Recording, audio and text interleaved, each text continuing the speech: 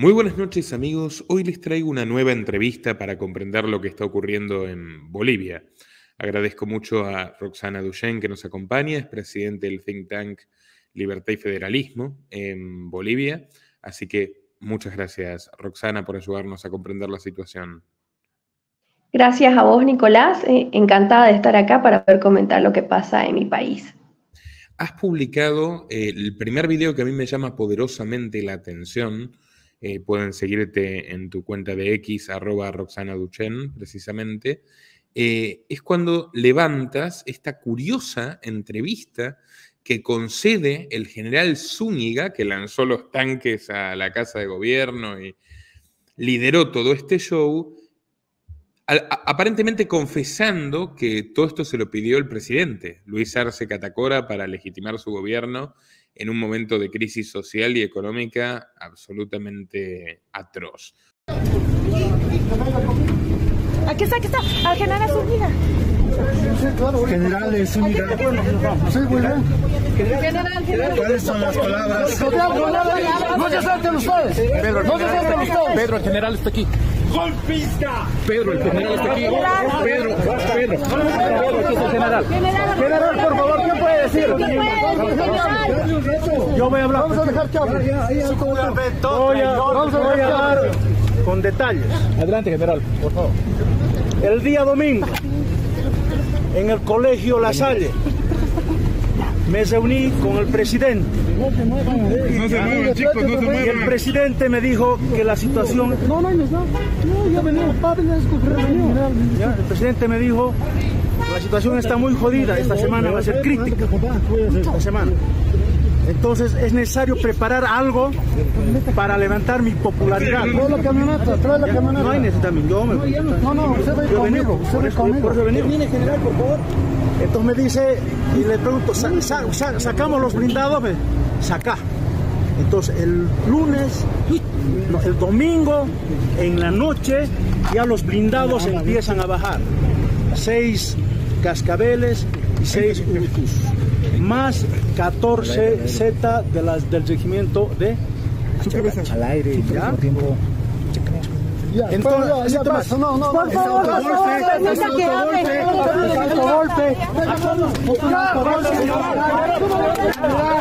autogolpe, general.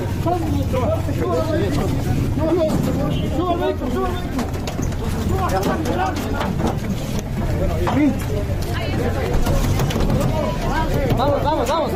Despeje.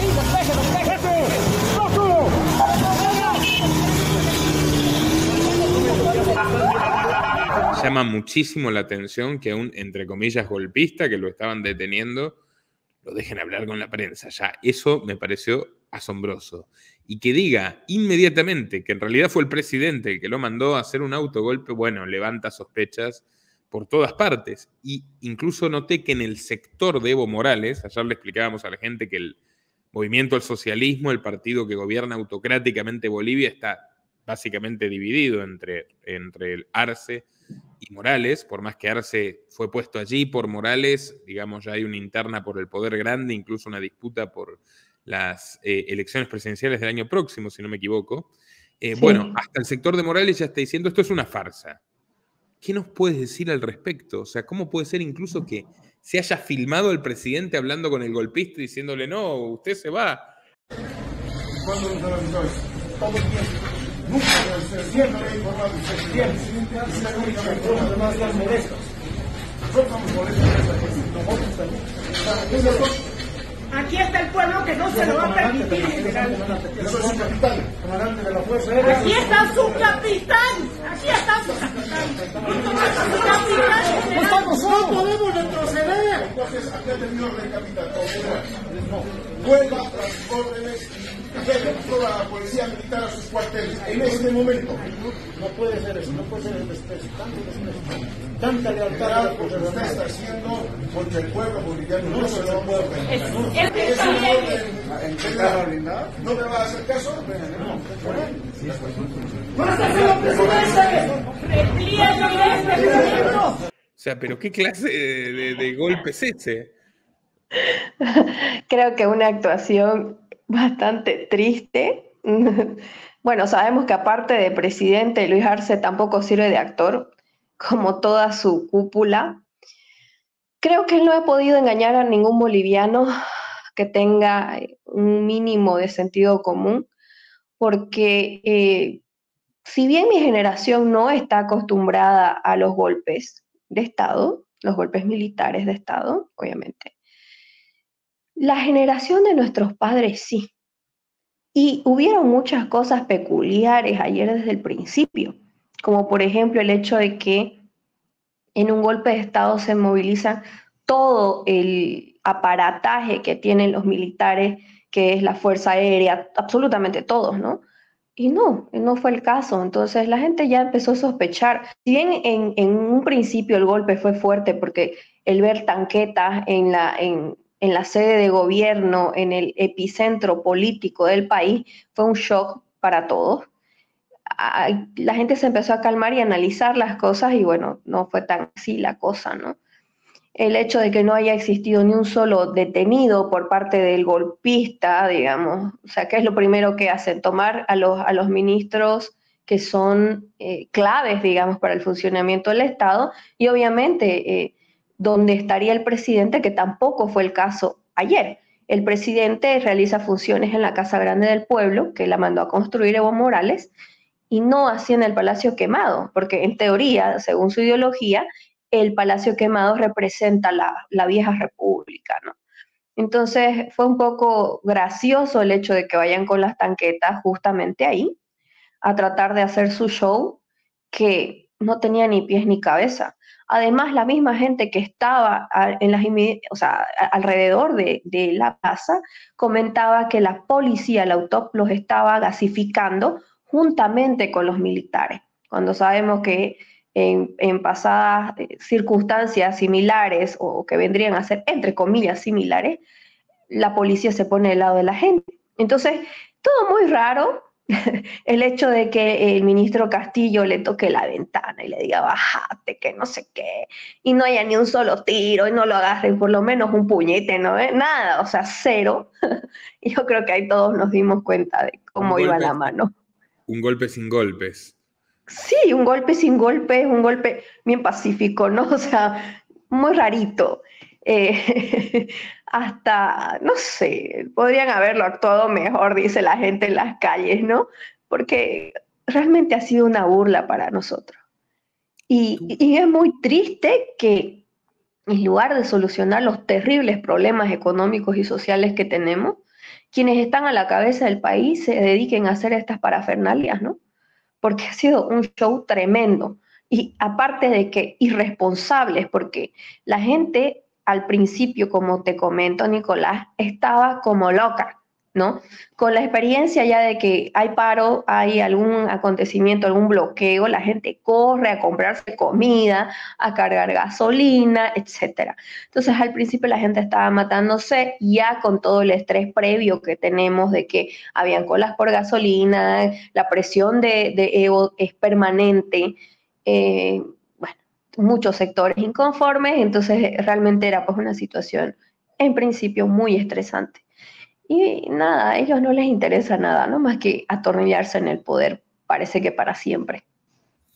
Es que el socialismo es como una enfermedad crónica y ayer conversábamos con nuestro colega Lele en Bolivia, youtuber, que nos dio la dimensión, digamos, de que está mucho más avanzado de lo que uno podría pensar e incluso los medios de comunicación, los principales medios de comunicación que abordan el tema, tratan a Luis Arce como un moderado.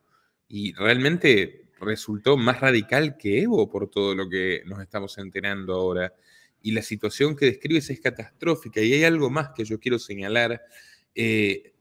Tú recién publicaste en tu cuenta de X, realmente inquietante el comunicado de esta señora, dices, el autogolpe de Bolivia les sirvió para que persigan opositores. En la madrugada de hoy, encapuchados del régimen de Luis Arce, ingresaron al hogar del general jubilado Tomás Peña y Lilo, quien es presidente del servicio pasivo. Su esposa desconoce su paradero.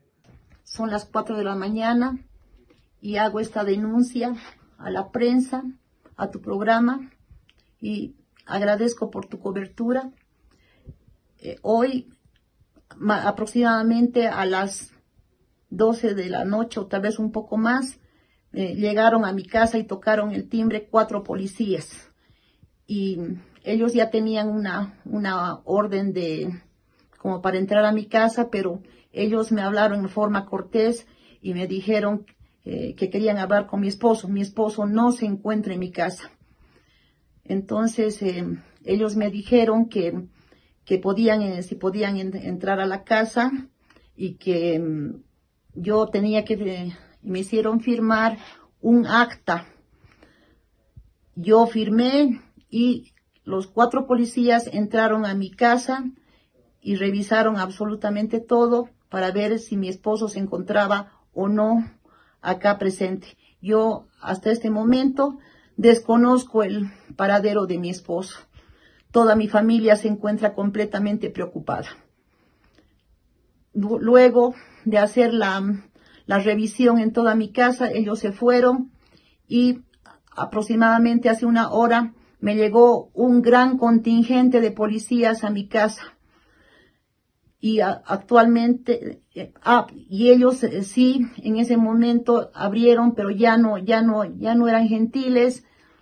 Ellos ya vinieron en forma muy grotesca y en ese momento también preguntaron por mi esposo, pero como dije anteriormente, él no se encuentra ya en mi casa. Desconozco su paradero.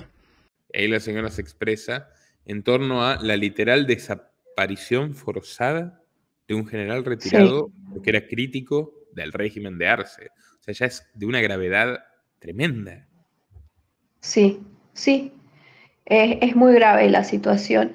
Tengo entendido que hasta ahora se desconoce el paradero del general y desconozco las razones por las que está sucediendo esto, ¿no? Pero como la señora se expresaba específicamente, tienen control en la puerta de su casa en este momento, ¿no?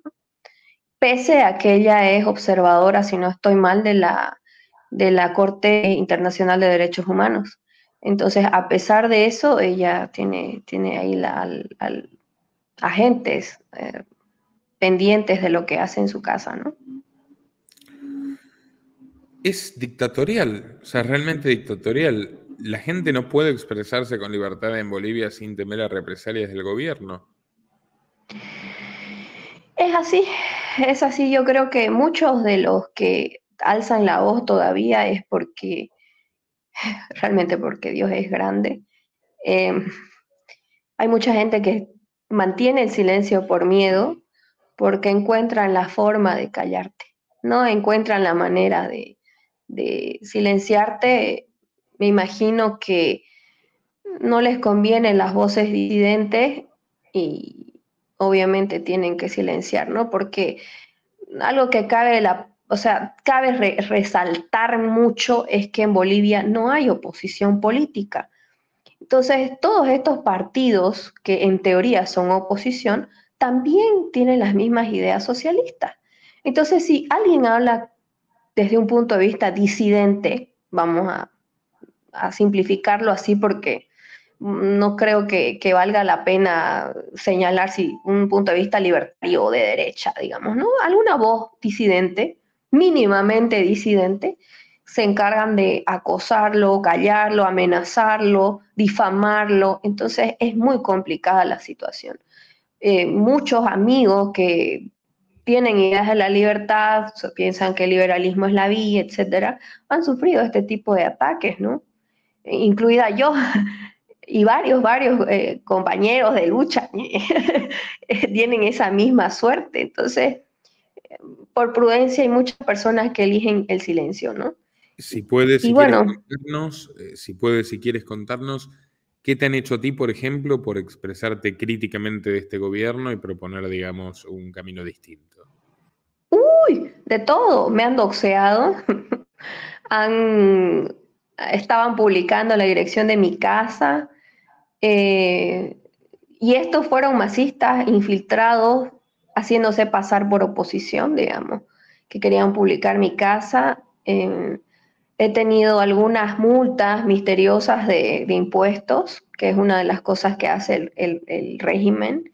Apareces con unas multas, pero mamingas, y de más de 100.000 bolivianos que no sabes de dónde salen.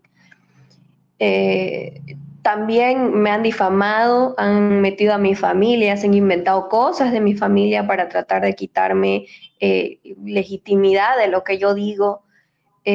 Bueno, así ataques de ese estilo, ¿no? Y tengo entendido que no solamente lo hacen conmigo, sino con muchas personas.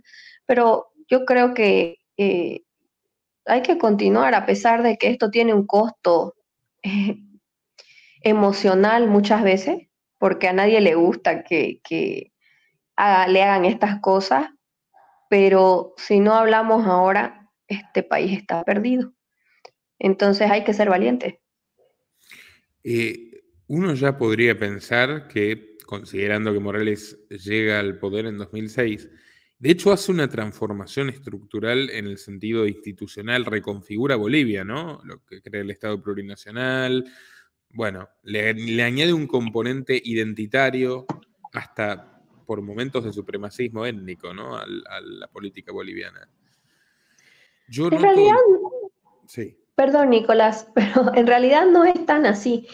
Se supone que hace la refundación del Estado modificando la estructura, pero Bolivia nunca cambia de la forma de gobierno que es la república. Entonces es más o menos que la rebautiza sobre lo que ya era y le añade los componentes específicamente indigenistas que tienen un tinte absolutamente supremacista. Entonces, eso sí, tienes absoluta razón. Y esa es una de las razones por la que creo que todos deberíamos combatirlo, porque aquí nadie es más que nadie y debemos perseguir una igualdad jurídica porque eso es lo único correcto, digamos.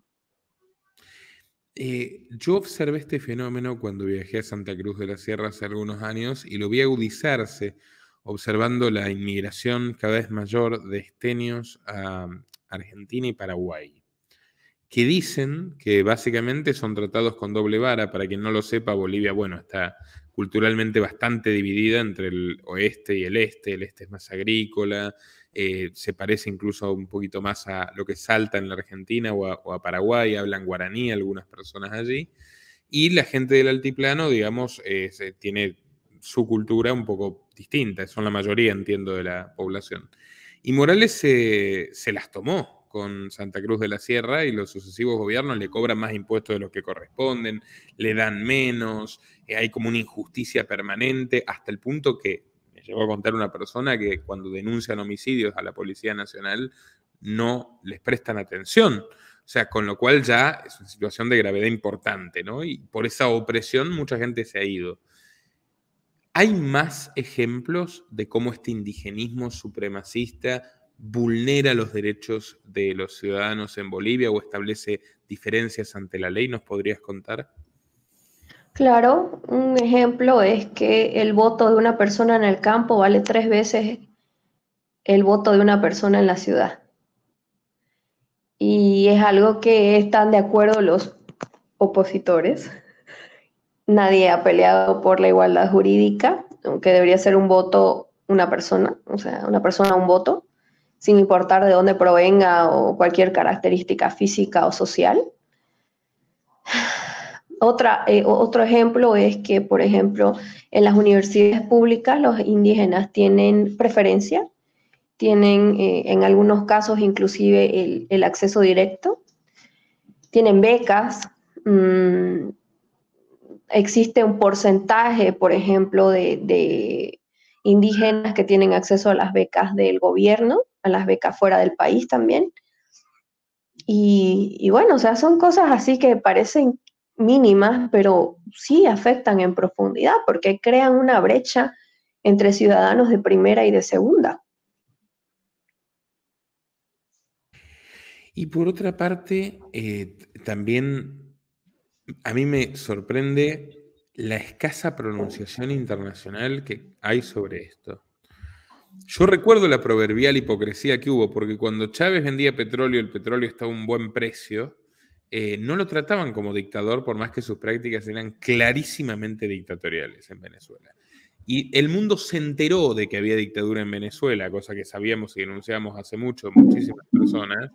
El mundo se enteró de que había dictadura en Venezuela de repente a partir de 2013, 14, especialmente cuando el precio del crudo baja lo suficiente como para que no les interese seguir de socios, por decirlo así. Me refiero a todas las potencias occidentales, la Unión Europea, etc.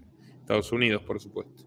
Bueno, ahora me parece que con Bolivia debe estar pasando algo parecido. O sea, Luis Arce lo quieren mucho, Biden lo quiere mucho, de hecho condenó el autogolpe, la farsa, como si los norteamericanos no pudieran darse cuenta antes que nosotros de que todo es un montaje, porque no puede ser que no incluyan a Bolivia en la lista de países como Nicaragua, Cuba o Venezuela con violaciones de derechos humanos, presos políticos y tortura.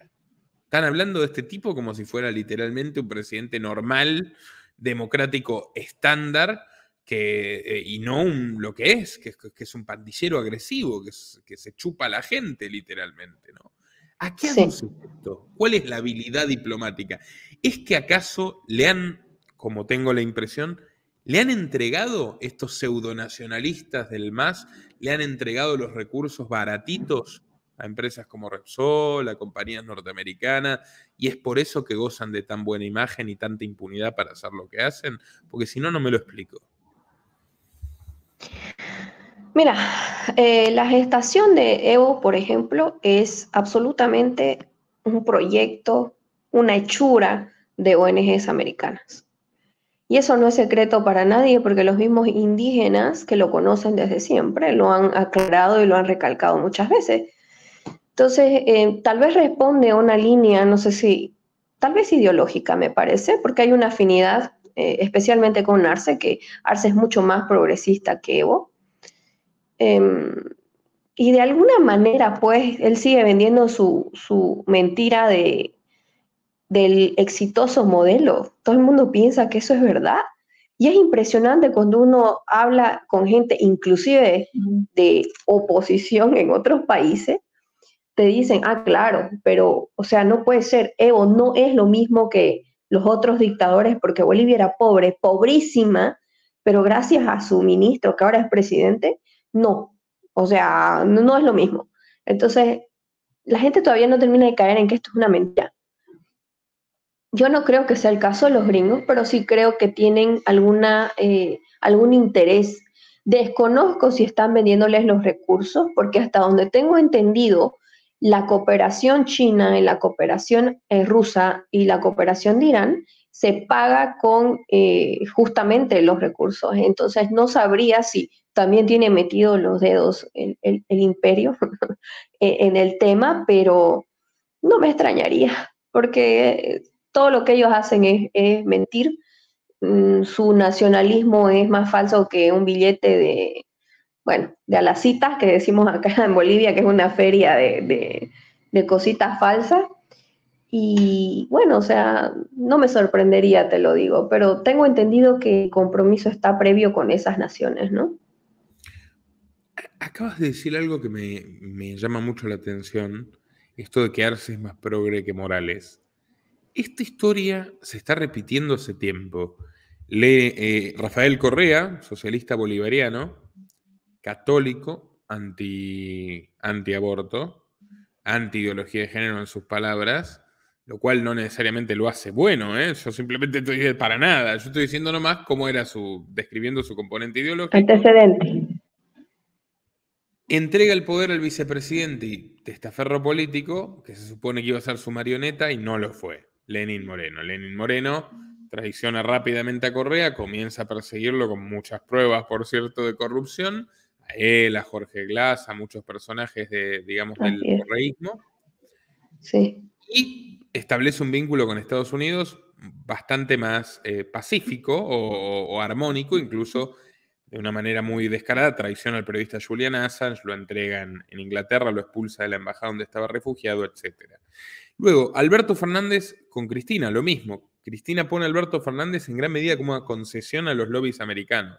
Tipo más progresista, más del mundo de las corporaciones, lo mismo. Cristina en sus gobiernos, ni aborto, ni esto. Sí es verdad que sacó algunas leyes progres, la ley de violencia de género, que elimina la presunción de inocencia en hombres, etcétera, pero ella tenía otra postura, Alberto fue mucho, mucho más progresista, más globalista y se vio con el encierro masivo. Y me parece que pasa lo mismo en México con AMLO dándole el paso a Sheinbaum y pasa lo mismo en Bolivia. O sea, Arce es más progre que Evo, es más globalista que Evo. Arce iba a Davos constantemente a representar a Bolivia cuando era ministro de Economía al foro de Davos. Cuéntanos un poco cómo ha avanzado la agenda progre con Arce en Bolivia. Es gracioso porque si bien Evo tenía gente dentro de su gobierno progresista, no fue tan fuerte justamente porque hay una fuerte resistencia de los indígenas al progresismo. No ven con buenos ojos, por ejemplo, el tema del aborto. Ellos tienen la creencia de que les trae muchas desgracias por ejemplo, a sus vidas, a sus producciones, inclusive a su comunidad. O sea, si alguien aborta en su comunidad, es una desgracia para absolutamente todos, ¿no? Y incluso tienen sus rituales para como pedir perdón, así. Entonces, lo mismo pasa con las personas que se quieren cambiar de sexo y cosas así. Entonces, ellos han ofrecido una fuerte resistencia a la implementación de la agenda progresista. Sale Evo, ingresa Giannini, que también es progresista, donde tenía al que era su candidato a vicepresidente, es el vicepresidente de la Internacional Socialista. Entonces, también un gobierno progre, y ya con Arce, pues, terminan de consolidarse muchas cosas, como por ejemplo, hace unas 2 semanas, no, un poquito más, han empezado a socializar lo que sería el aborto legal, por ejemplo. Han terminado de implementar una ley que anula la presunción de inocencia de los hombres, que es la ley 348, que funciona básicamente como esa ley inventada en Argentina, ¿no? Y así, o sea, temitas como por ejemplo tienen un ministerio de despatriarcalización, viceministerio, que se encarga de hablar sobre... Ajá, no, en serio. Despatriarcalización. Ajá. Descolonización y despatriarcalización es viceministerio. Y no sé cuántas miles de personas trabajan ahí, pero bueno, es así la situación. Mientras tanto, un kilo de tomate llega a pagarse $10. Del país empobrecido y con la gente que quiere ir a sacar sus ahorros del banco y no están. No hay dólares, tu tomate vale $10, no. Es que es tremendo. Y no solamente eso, ¿sabes, Nicolás? Hay un montón de cosas que han subido de precio, perdón. El tema de los dólares, de la escasez de dólares, entorpece absolutamente todo el sistema productivo, porque la gente te dice, o sea, la gente del gobierno dice, cínicamente, sin pena, ¿para qué necesitan dólares si con bolivianos compran los panes? O sea, no entienden en su ignorancia, porque realmente me parece que no entienden que para importar la harina se paga con dólares. Entonces, absolutamente todo está entorpecido, los sectores productivos están completamente en emergencia porque nadie, o sea, la incertidumbre, hay una absurda, tremendamente gigante fuga de capitales, fuga de cerebros, todos los talentos buscan irse del país porque saben que no hay futuro mientras gobierna el socialismo. Entonces, es muy gracioso que mientras estamos viviendo una crisis tan fuerte se estén preocupando específicamente de esas leyes de identidad sexual, de legalizar el aborto y todo el tema, ¿no? Aprovechan que el pueblo está ocupadito tratando de buscar el alimento diario y no tiene tiempo de prestarle atención a esas noticias, ¿no? Efectivamente. La semana pasada, de hecho, por casualidad me crucé con un juez boliviano que seguía mi canal, un ex juez, un juez retirado, en un aeropuerto, y conversábamos y me decía algo que a mí me gustó mucho escuchar como liberal y que me parece sensato, que es que si Bolivia todavía no ha tenido una crisis de hambre, es por la tradición contrabandista. Que por la tradición contrabandista, que es un elemento muy, muy digno y muy respetable de su cultura desde mi punto de vista, Bolivia ha evitado el desabastecimiento total de ciertas cosas y está en una situación como la que tiene Cuba, que es una isla y está condenada geográficamente a que el gobierno tenga más capacidad de cumplir las cosas que dice. ¿Tú lo ves así? Absolutamente. Absolutamente. Y mira, un dato más que no creo que te sorprenda, pero el 87% de la gente en Bolivia vive de lo informal. Sí. Es increíble lo trabajadora que es la gente en Bolivia y las razones que creo que a los liberales nos molesta más, porque esas personas que son contrabandistas son las que votan al socialismo y no entienden que lo que están haciendo es lo más liberal. Pero ahí estamos llamados a que esta gente se pueda informar de lo que realmente hace, ¿no? Y bueno, realmente estas personas hacen que lo que una familia no podría pagar de industria nacional, como te doy un ejemplo, unas galletitas, digamos, ¿no? Que en Bolivia por los impuestos cuestan, ponerle 5 bolivianos, de contrabando te salen 2.50. Entonces la familia sí puede acceder a su galletita, digamos. Y eso es lo que mucha gente no logra entender. Pero así es, Bolivia es en tradición contrabandista. Es más, yo creo que hay muchas regiones de Bolivia que aman el libre mercado, que son libertarios, pero todavía no saben. Muy interesante, realmente muy interesante lo que nos cuentas. Bueno, y me gustaría hacerte otra pregunta, es ¿cómo crees que sigue todo esto? ¿Qué veremos en los próximos días, semanas, meses?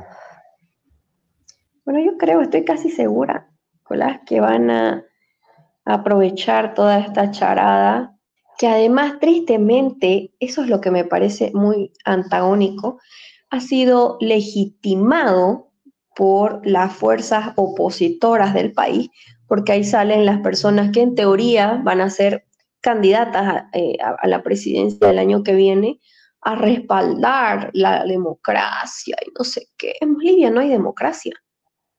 Tenemos más de 260 personas presas, torturadas, solo por pensar diferente.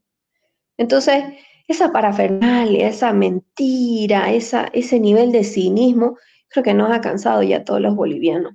Pero, el gran pero es que esas conductas de estos líderes hace que se blanquee pues esta actitud del régimen ante la comunidad internacional. Entonces, ¿vos qué decís, no? Si ves, vos, extranjero, ves que te dicen que es un golpe y el opositor dice, sí es un golpe, por más que hay unos cuantos locos como yo, como todos los liberales gritando, no fue golpe, ¿a quién vas a creer? ¿Al representante de la política? Porque mucha gente es así, el supuesto opositor que dice que sí hubo golpe. Entonces, esa es la desgracia mayor de Bolivia, que la oposición no es oposición y nos quita toda esperanza. Calcadito de Venezuela. Calcadito. Es el mismo libreto y hasta el manual, solo que acá en Bolivia no sabe actuar.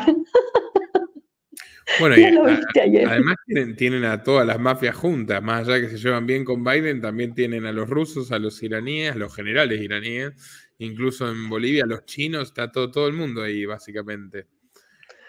Me causó gracia porque cuando dijo Arce, esta es la Suiza de América, lo único que tienen de suizo capaz es que todos esos tipos tienen las cuentas en Suiza y después van a hacer experimentos en Bolivia. Ese puede ser el link en común, ¿no? Eso es lo similar. Sí, literalmente, ¿sabes? Y eso es muy triste, pero es la realidad. Un aspecto más a tratar. Yo ayer le preguntaba al entrevistado anterior, te lo vuelvo a preguntar a ti porque no deja de sorprenderme. Tomé contacto con esto hace algunos días. El tema de los sacrificios humanos. O sea, ¿está tolerado por las autoridades que maten gente para rituales? ¿Entierren gente para construir una casa porque la Pachamama? ¿Eso es así? Es así. En el Oriente no es tanto, ¿no? Yo soy del Oriente. Realmente no tenemos esa costumbre. Pero en el Occidente sí, es así. Los hacen beber y los entierran vivos. es como un sacrificio y tienen la creencia de que si enterras a alguien, digamos, va a cuidar tu construcción y además va a ser un edificio que no se va a caer ni va a tener ningún problema, digamos. Entonces, su creencia es esa. Además, por ejemplo, yo hice un tipo de investigación bastante leve, pero me fui a meter por allá a unas minas y hay un lugar, se llama Zabaya, donde ofrecen bebés, por ejemplo, para que los contrabandistas puedan pasar. Entonces, es algo que de alguna forma lo saben las autoridades, porque es un vox populi, ¿no? Todos lo sabemos, pero nadie hace nada. Normalmente lo que hacen es recoger indigentes y ellos son los que sacrifican, son gente que saben que no van a reclamar por ellos, digamos. Pero sí es a vista y paciencia de todo. Pero es una cosa aberrante, o sea, es impensable que ocurra esto al lado de Argentina, pese a todo lo que se ha degradado, al lado de Chile, al lado de Perú, o sea, no he escuchado algo igual. Bueno, en Perú también igual pasa algo similar en esa zona limítrofe, pero bueno. Y está linkeado también Evo con Antauro Humala, que es esta especie de nazi de izquierda peruano, que dice que, de hecho, lidera las encuestas, y que dice que lo primero que haría es invadir Chile y quiere unificar con Bolivia, hacer una especie de no estado indigenista, está totalmente chiflado, un peligro para la humanidad, pero Evo Morales está emparentado fuertemente con esta política en Perú, ¿verdad? Sí, o sea, lo que conversábamos al principio, Nicolás, ellos piensan que de alguna forma existe una supremacía moral indígena, ¿no? Ellos decían, por ejemplo, que son la reserva moral del mundo. No hay nada más lejos de la verdad, me parece. Pero es un discurso terriblemente peligroso, que tengo entendido han aplicado en varios lugares en Perú, están intentando hacer que esa idea se propague.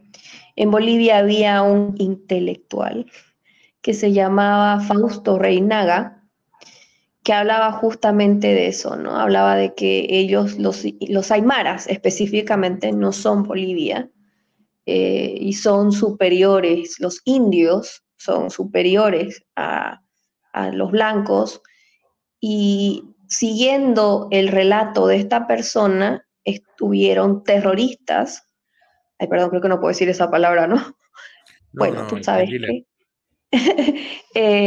que volaron plantas, hicieron bastantes ataques a nombre de él, digamos, ¿no? Muy hermanados con los de Perú.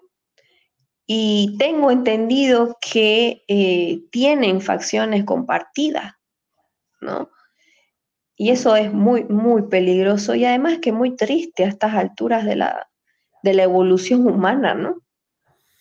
Sí, toda forma de racismo es absolutamente aberrante y repudiable, venga de donde venga y diríjase contra quien se dirija. Lo último es, ¿qué pensará este ministerio de despatriarcalización de las novias de 13 años de Evo Morales? Porque me parece un tema realmente como para que discutan. Mira, yo soy muy activa en contra de las feministas, ya, muy activa, precisamente por este tema de las severas incongruencias que tienen. Nadie dice nada, ¿sabes? Creo que esa es una de las cosas más tristes para los bolivianos, es que la degradación moral es tal que todos saben, no hay quien no sepa de los hijos de Evo, con las menores, por ejemplo, de Noemí, el caso de Gabriela Zapata, que ella misma salió a decir que era menor de edad cuando estaba con él, o sea, escándalo tras escándalo, y nadie dice nada. No hay un político boliviano que se haya animado a seguirle un proceso por pederasta. Uno solo, no hay. Por más que la ley lo establecería, ¿no? Claro.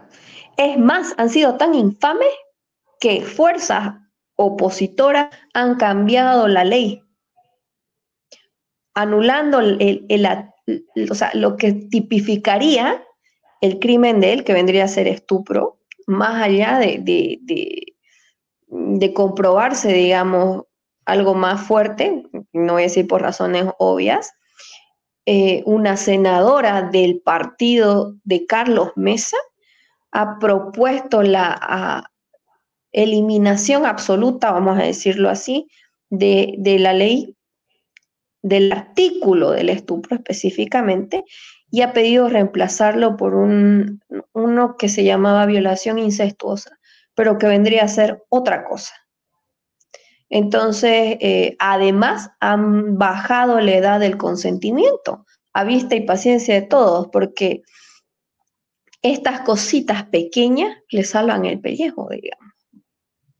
Pero yo tengo fe, ¿sabes? Yo creo que tal vez en Argentina, porque él estuvo en Argentina con esta chica, con la última, con Noemí, y tal vez haya un vestigio ahí, pero en Bolivia es muy complicado porque tiene demasiados cómplices. Roxana, muchísimas gracias por también tu valentía de expresar todo esto en una circunstancia tan difícil. ¿Dónde te puede encontrar la gente? Gracias a vos, ¿sabes qué, Nicolás? Gracias, de verdad muchas gracias, porque no mucha gente le da importancia a lo que pasa en Bolivia, y es importante porque es el centro del continente, y quien tenga presencia en este país va a afectar la absoluta economía y la política de todo el continente, ¿no? Entonces te agradezco, me pueden encontrar en todas mis redes son Roxana Uchén, así que ahí. Perfecto. Muchas gracias a ti, nos vemos pronto. Gracias. Y los invito a compartir en todas sus redes y grupos para visibilizar esta realidad. Nuestro trabajo depende de tu apoyo. Para que siga siendo posible, realiza tu aporte desde tan solo $3 por mes a través de Patreon, en los enlaces que figuran en la descripción o en el comentario fijado. También podés hacerlo vía Bitcoin o desde la opción Unirte de YouTube. Y si estás en Argentina, elegí el medio de pago de tu preferencia a través de Mercado Pago. Quienes nos apoyen en Patreon a partir de $5 mensuales tendrán acceso a análisis, entrevistas, conferencias y documentales exclusivos.